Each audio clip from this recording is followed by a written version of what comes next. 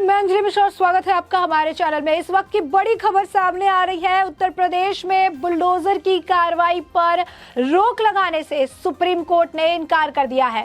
जी हाँ, बिल्कुल सही सुना आपने। सुप्रीम कोर्ट ने इस मामले को लेकर साफ कह दिया कि बुलडोजर की कार्रवाई पर रोक नहीं लगा सकते हैं। तो ये बड़ा झटका माना जा रहा है विपक्षी दलों के लिए, जिनको बुलडोजर की कार्रवाई से दिक्कत हो रही थी। अदालत ने उत्तर प्रदेश सरकार से 3 दिनों में जवाब देने के लिए कहा है, लेकिन बुलडोजर की कार्रवाई पर रोक लगाने से इनकार कर दिया है। उन्होंने कहा कि कानून के दायरे में रहकर कार्रवाई हो सकती है। तो ये साफ तौर पर बड़ा झटका है उन सभी जो है नेताओं के लिए, खासकर कांग्रेस के गहलोत की अगर हम बात करें, असदुद्दीन ओवैसी की बात करें, समाजवादी पार्टी की बात करें, सभी का ये कहना था कि बुलडोजर द्वारा जिस तरीके से एक्शन उत्तर प्रदेश में लिया जा रहा है, बुलडोजर की जो सरकार चल रही है, इससे संविधान को काफी ज्यादा नुकसान पहुंचेगा। और इन सभी को खारिज करते हुए आपको बता दें कि सुप्रीम कोर्ट का बड़ा फैसला जो है ले लिया गया है। इस वक्त की बड़ी अपडेट अगर आपको बताएं तो सुप्रीम कोर्ट ने बुलडोजर द्वारा कार्रवाई पर रोक लगाने से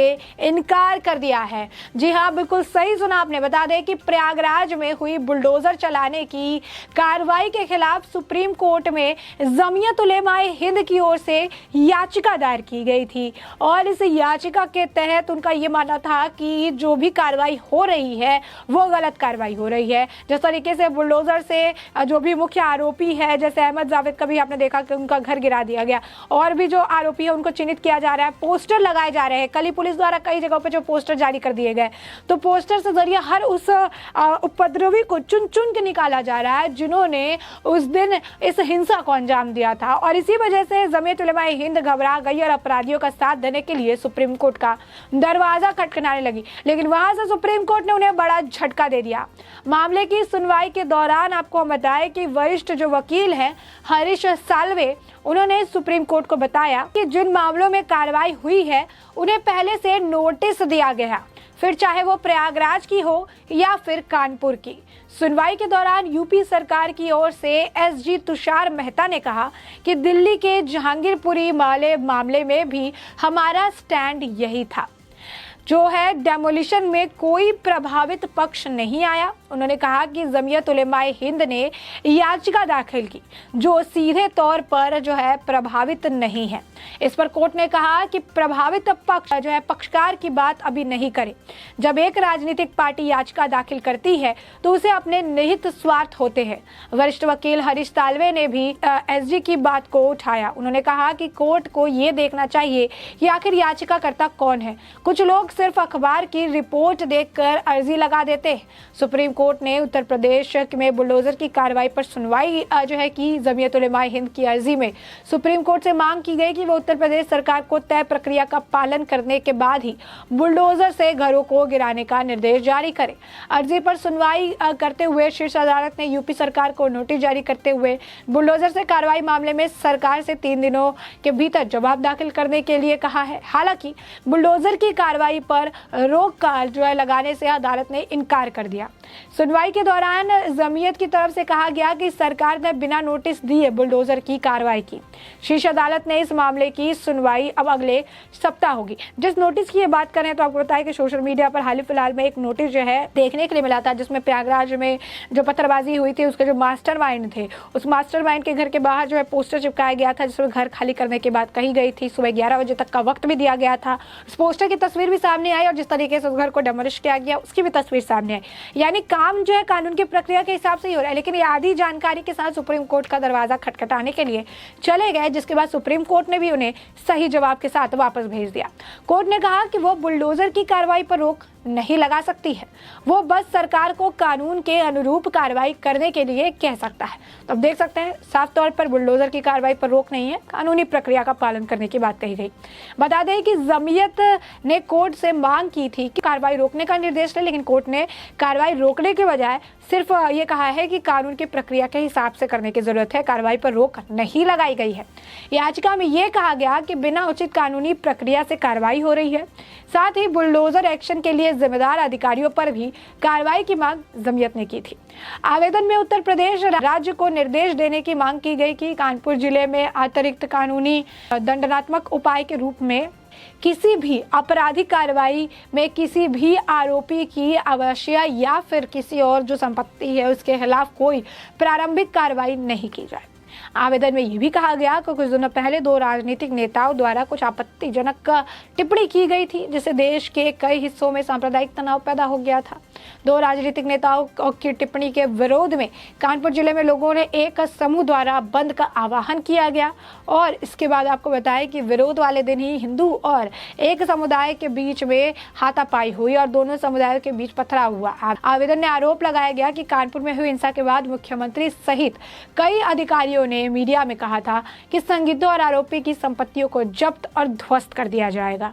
आवेदन में कहा गया कि किसी भी प्रकार का विध्वंस जो है अभ्यास कानून के अनुसार किया जाना चाहिए और प्रत्येक प्रभावी व्यक्ति को नोटिस और सुनवाई का अवसर देने के बाद ही प्रक्रिया का पालन करना चाहिए। जमीयत उलेमाए हिंद के लीगल सेल के सचिव गुलजार अहमद आजमी ने हस्ताक्षर से दाखिल हुए याचिका में बताया कि जो है जिस तरीके से आपत्तिजनक टिप्पणी की गई थी इसके विरोध में 3 जून को कानपुर में मुस्लिम समुदाय के लोगों ने प्रदर्शन किया था। उन्हें हिंदू समुदाय के लोगों से झड़प हुई। उसके बाद दोनों समुदाय के लोगों में पथराव किया, लेकिन उसके बाद प्रशासन ने एक तरफा कार्रवाई की। एक वर्ग से जुड़े लोगों के मकानों पर बुलडोजर चलाए गए। जमीयत की याचिका में कहा गया कि बुलडोजर एक्शन से पहले राज्य के मुख्यमंत्री, एडीजी और कानपुर के पुलिस कमिश्नर ने इसे लेकर बयान दिए। इससे साफ है कि जानबूझकर एक पक्ष को निशाना बनाया गया। राजस्थान के मुख्यमंत्री अशोक गहलोत ने भी कहा था कि कानून का राज कैसे रहेगा, अगर नहीं रहेगा तो हर व्यक्ति को कभी ना कभी तकलीफ आएगी। कानून और संविधान से देश चलता है। कानून और संविधान का राज कमजोर होगा तो कभी ना कभी सबको इसका जो खामियाजा है वो भुगतना पड़ेगा। उन्होंने कहा था कि इस इंतजार मत करो कि दूसरे के ऊपर बुलडोजर चल गया और आप खुश हो रहे हैं। यह बुलडोजर कभी आपके घर पर भी चल सकता है। अगर बुलडोजर चलना सही है तो उसका स्वागत करो, अगर अन्याय है तो आज उसके यहाँ हुआ है कल आपके यहाँ भी होगा। तो आप देख सकते हैं बुलडोजर की कार्रवाई से सभी को तकलीफ थी। जितने विपक्षी दल थे उनके लिए सरकार पर निशाना साधने का एकमात्र आप कह सकते हैं जो टूल था वो टूल यही था कि बुलडोजर से कार्रवाई हो रही है, नोटिस नहीं दिया जा रहा है, कानून के दायरे में काम नहीं हो रहा है। लेकिन उन सभी पर सुप्रीम कोर्ट ने जो है आज जो है उन सभी को जो है जवाब दे दिया। सुप्रीम कोर्ट ने उत्तर प्रदेश में बुलडोजर कार्रवाई पर रोक लगाने की कोई आदेश जो है उन्होंने पारित नहीं किया, सिर्फ कहा कानून के हिसाब से इसे किया जाए। सुप्रीम कोर्ट ने कहा कि अगर ये कानून के अनुसार किया जाता है तो यह विध्वंस पर रोक नहीं लगा सकते। साथ ही आपको बता दें कि एसजी तुषार मेहता ने कहा कि योगी सरकार कानून के मुताबिक ही आगे बढ़ रही है। सुप्रीम कोर्ट ने यूपी सरकार से जमीयत उलेमाए हिंद और अन्य की याचिकाओं पर जवाब दाखिल करने के लिए भी कहा, जिसमें यूपी के अधिकारियों के निर्देश देने की मांग की गई कि राज्य में संपत्ति का कोई और विध्वंस उचित प्रक्रिया का पालन किए बिना नहीं किया जाए। यूपी सरकार ने 3 दिनों के हल्फनामा दाखिल करने को कहा गया है।